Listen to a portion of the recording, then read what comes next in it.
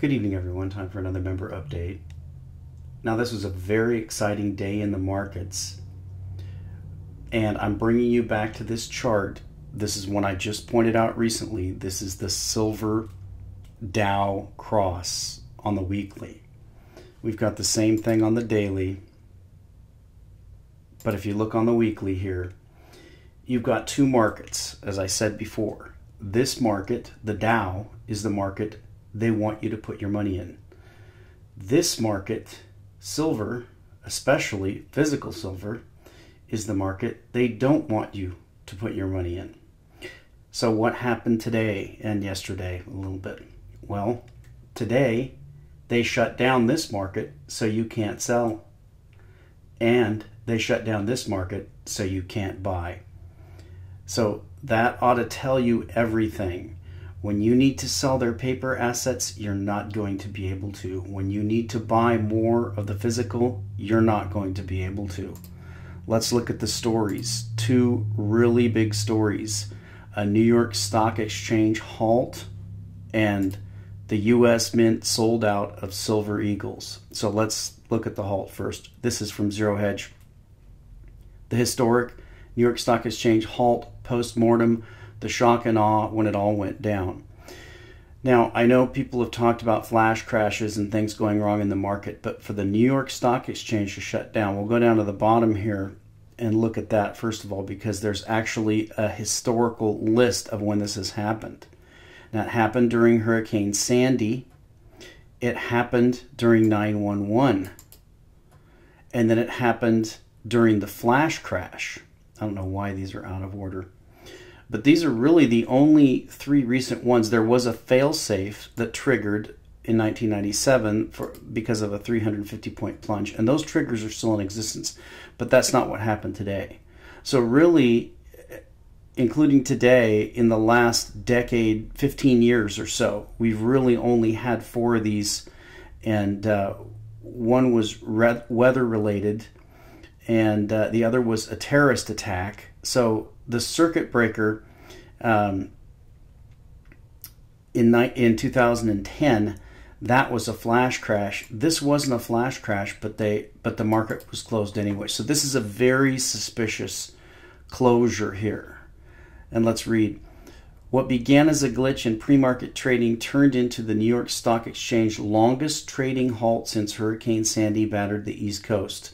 The ever-increasing complexity of U.S. equity markets combined with an ever-decreasing pool of greater fools leaves windows open on down days, for it appears these glitches only ever occur on down days for markets to break. While New York Stock Exchange traders defended the very market structure they have abhorred in the past as evidence that today was not a failure, we can't help but find CNBC's Scott Wapner's amusing remark that, quote, if retail investors want low-cost liquid trading, they're going to have to learn to live with it, end quote. The perfect post-mortem for a rigged system brimming with confident insiders ever excited to take mom and pop's money. As Bloomberg reported, what began Wednesday morning with a seemingly workaday software glitch soon escalated into one of the most startling computer outages in Wall Street history, and for the big board, a race against the clock. At the 9:30 a.m. opening bell, traders' orders for some stocks weren't reaching the proper destinations for processing. Techies were frantic to fix the problem. At about 9:32 a.m., they succeeded. 2 hours later, boom. One floor trader started shouting, "My handheld's down. My handheld's not working."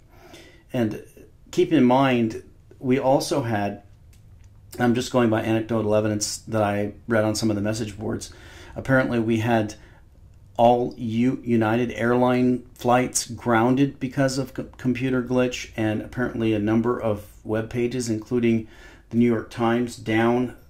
Don't quote me on that, but that's what I heard. He and other traders hurried over to a ramp on the trading floor where New York Stock Exchange executives usually meet with them to explain any problems. Not today. 3 hours later, still nothing. Everyone was just standing around.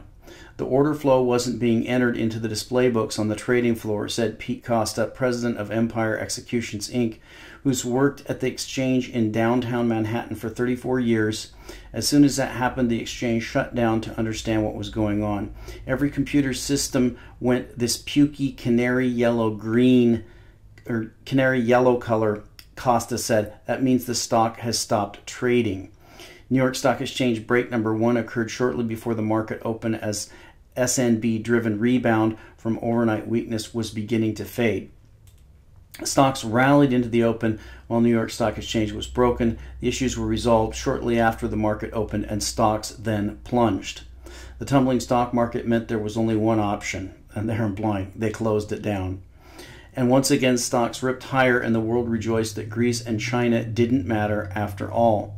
But then, once that problem was resolved, stocks plunged again, which left only one option for the PPT, which learned its lesson from China, where if there is selling, just halt the stocks being sold. New York Stock Exchange break number 3. The big one started shortly after the European close, with stocks near the lows of the day. CNBC went into full turmoil mode. And this happened, and it shows you that they basically halted it, and as soon as they resumed, the slide resumed. New York Stock Exchange CEO told CNBC that he didn't know if the early halts and glitches were related to the catastrophe that halted the entire exchange for almost 4 hours. Well, as a help for him, here's a simple chart from Nanex that shows the last group of trades before the New York Stock Exchange blackout were in the same stocks they reported an issue with earlier in the day. Simply put, they were related. Why does the market break? Here's why: an ever-increasing level of complexity in the market structure as machines game each other to death. And that is meeting an ever-decreasing pool of greater fools. You can see in this chart, New York Stock Exchange volume has dropped precipitously. We're talking about from a high of 2000 and 2005 to around 500 where it is today. That's a 75% decrease in volume. But why 4 hours rule? Why not roll over to your fail system, your backup, Farley? We chose the least disruptive option for customers. So if we had moved to our disaster recovery center, which was an option, customers would have had to do a good deal of work to be able to connect to that new disaster recovery center. Contrast that with what we chose to do, which was to root out the problem, put a plan in place to fix it, reopen the New York Stock Exchange, and then there was no work for customers to do to connect to the New York Stock Exchange. So to summarize, the New York Stock Exchange has a disaster recovery center, which they choose not to use because it's an inconvenience to clients who would rather be unable to trade. Maybe there was a different angle altogether, with China crashing and halting 70% of the market. The U.S. had just one response, as Zero Hedge tweeted: China will halt 70% of our stocks. U.S., oh yeah? We'll halt the world's largest stock exchange. Here's the official reason, according to the New York Stock Exchange CEO rule. And do you attribute this to a system upgrade? Farley: I'm not 100% certain because, as I said, most of the day I spent with customers and staff. There was a configuration problem in our system. It likely had to do with an upgrade, but that is premature, and it's something that will come about as part of a full analysis of the situation. Of course, this is not the first time the New York Stock Exchange has been halted, and then it goes into the history. So that's the halting of the New York Stock Exchange. Zero Hedge's opinion that it had nothing to do with glitches, that it was actually an attempt by the powers that be to halt the selling that was going to be catastrophic, especially with the fall in the Chinese market. And by the way, I've covered the Chinese market in the past, and I felt that it was a buy. I did not think this correction would be as great as it has been. Now, you have to keep that in perspective when you're talking about Chinese stocks. You have to remember, yes, this is a big drop from 5,200 down to 3,500, but you have to look at the time. The first break above 3,400 occurred back in mid-March. So we're talking about the Chinese stocks only giving back a few months of the upside that they gained. That's more like a 50% correction in the latest move. Do I think it will recover? I do think it will recover. I think that the Chinese government's reaction is stupid. It's much better to just let the markets work. I thought that the Chinese had learned that lesson by letting free markets go in other parts of their economy, but apparently they haven't figured that out with stock exchanges. You need to let them correct by themselves. Anyway, the hype on that is overdone. So let's get back and look at the Eagles story. U.S. Mint sold out of Silver Eagles, announces will not take orders until August. Breaking. U.S. Mint has just notified authorized dealers that it is entirely sold out of Silver Eagles and will not take further orders until August 2015. Now, this also is unprecedented. Now, we have had times when the Mint has shut down, and that is for retooling, although that seems very suspicious because they have to change one number on a die. But nevertheless, that's been what they've said in the past. Now, if you remember, I don't have the update in front of me, but I was doing updates at the time, and it was in this time frame here. This was the period right here when you couldn't buy Silver Eagles. And I noted at the time that it was very convenient that when the price had dropped to new lows, when people wanted to buy them, especially in December here, they couldn't. And then you can see, I think that they opened back up somewhere in here. So all of this price area, you were not able to trade. The market was shut down as far as Silver Eagles. So that's happening again. But as I said, that's unprecedented for that to happen in the middle of the year. Now, they have gone on allocation, which they say they're going to do again. So let's keep reading. The U.S. Mint has just notified authorized dealers that it's entirely sold out of Silver Eagles and will not take further orders until August 2015.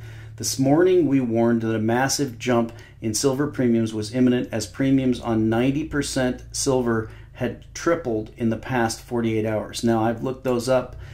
The premiums are very high. You can get junk silver for about $19.50 to $20 an ounce, and there's a very low number of those bags available. And that had been rising for some time, maybe the last 2 weeks. Less than 3 hours later, that has been confirmed as the U.S. Mint has just sold out entirely of all Silver Eagles and suspended sales for at least 3 weeks. The Mint also advised that when sales resume, Silver Eagles will once again be on allocation. That's their word. They don't like to use the word shortage or rationing, but that's what that means. It means there's a shortage and they're rationing them. Wholesale premiums instantly jumped 50% on the news for the few authorized dealers who had any coins remaining in inventory. We will keep you updated as the silver shortage progresses. Now, I've pointed out in the past how absurd this is. I pointed it out here. I pointed it out in 2008, although I wasn't doing it on videos, I was posting comments. I pointed it out back when we had this smackdown and this smackdown here. The point is this, that if a market is going down, the reason that a market is going down is either lack of buyers or an overwhelming number of sellers. That's why prices drop. So to have a market go down dramatically and to have the product not available goes against everything we know about markets. It's the exact opposite of supply and demand. If there was so much silver out there that it was pressuring the price lower, then obviously there'd be plenty of silver available. But we know that the price of silver is not determined by silver. It's determined by paper derivative contracts denominated in dollars. And there's an endless supply of those. Now let's look at this comment at the bottom of Silver Doctors. This kind of gets at the gist of what I'm saying. This is from Uphill Skier. He says, hey, U.S. Mint, so you're all out of silver and don't expect to have any additional until sometime in August? One, that's pretty funny. Don't you think, given the official pricing by Special Cartel above the law of friends indicates that we're all awash in cheap pure silver that no one can figure out how to get rid of? Question. Two, who says you can't have it both ways? There's too much AG available and not enough of it to scrape together for a few more 1 ounce coins. Number three, my friends, fellow crazy gold bugs, have some bars we'd be willing to sell you.